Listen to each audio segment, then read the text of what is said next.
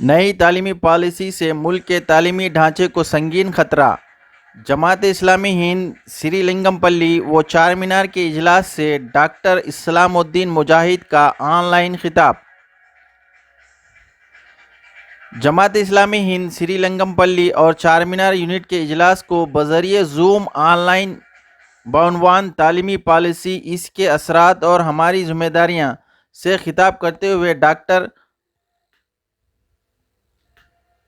اسلام الدین مجاہد، سابق professor Urdu arts evening college نے اس نئی تعلیمی پالیسی پر تفصیلی روشنی ڈالی۔ مریضانہ ذہنیت رکھنے والی یہ حکومت اب ہندوستان میں تعلیمی نظام کو تبدیل کرنے کے در پہ ہے۔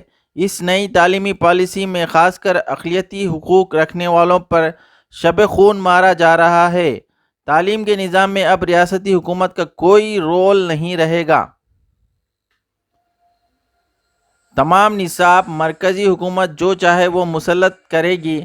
بعض عناصر قابل تائید ہیں، جیسے 8ویں جماعت کے بعد اسکل ڈیولپمنٹ لازمی ہوگا، وہیں ہر بچے کو سنسکرت پڑھنا بھی لازمی کر دیا جائے گا، جس پر ہمیں اعتراض ہے۔ اس کے علاوہ دوسرے ممالک کی زبانیں سکھائی جائیں گی، لیکن اس میں عربی زبان کو نظر انداز کر دیا گیا۔ اس سے معلوم ہوتا ہے کہ مدارس کی حیثیت آہستہ آہستہ ختم کر دی جائے گی۔ عربی جاننے والے اساتذہ بے روزگار ہو جائیں گے۔ سنسکرت کے ذریعے سوریہ نمسکار، گیتا اور رامائن کو لازمی بنا دیا جائے گا۔ یوگا جسمانی تعلیم کے لیے مختص رہے گا۔ قدیم تاریخ اور جدید دور کی تاریخ، ان میں سے عہد وسطیٰ کو نصاب سے خارج کر دیا گیا ہے۔ یہ دور مسلمانوں کی بے مثال 800 سالہ دور حکمرانی کا ہے۔ وہاں مسلمان بادشاہوں نے سب کے ساتھ ہمدردانہ رویہ رکھا، بے مثال حکومت کے نقوش چھوڑے۔ اسی دور میں ہندوستان کو سونے کی چڑیا بنایا گیا، جس میں کہیں بھی عدم رواداری کی بو تک محسوس نہیں ہوتی۔ اس کو خارج کر دیا گیا۔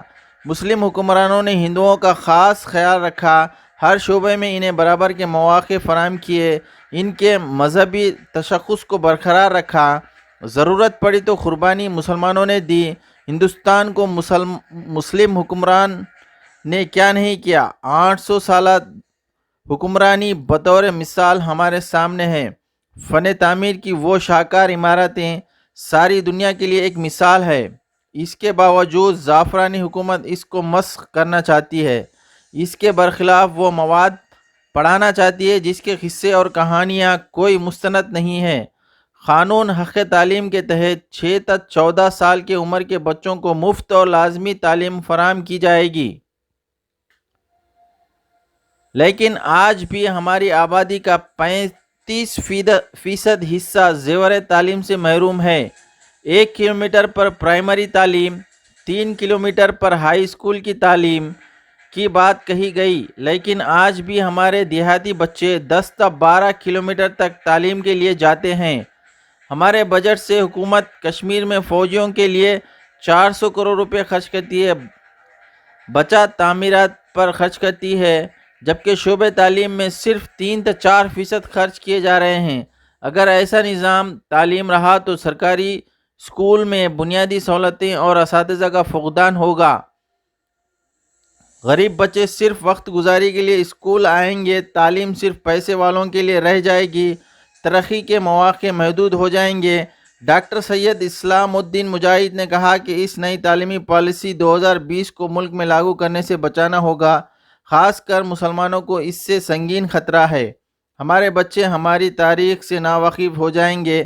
اس کے لیے ہمیں مختلف تنظیموں، اداروں اور اہل علم کو ساتھ لے کر ان کے منصوبے کو ناکام بنانا ہوگا۔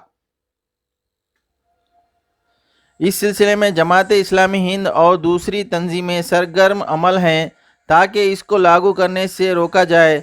ضرورت اس بات کی ہے کہ ہم ان کے ناپاک عزائم کو سمجھیں اور میدان عمل میں آئیں۔